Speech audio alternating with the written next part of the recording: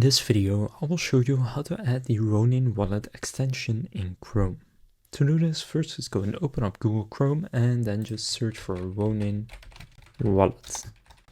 Now once you search for Ronin Wallet, you will first see the actual website, but instead of clicking on that, you want to click on the link from the Chrome Web Store. So right now it's the second one, but it could also be down a bit lower, but just go Ronin Wallet and then Chrome Web Store. And then from here, make sure you have the correct one, so it has 1 million users right now. And then just go and click on Add to Chrome and click Add Extension. And then in the top right, click on your extensions, and then just go and click on Ronin Wallet. And then it will open up in the side panel right here. You can then click Get Started and create a new wallet or import your wallet and just start using it. So that's how to add Ronin Wallet to Chrome. If this video was helpful, please consider leaving a like and subscribing to my channel. With that being said, I will see you in the next video.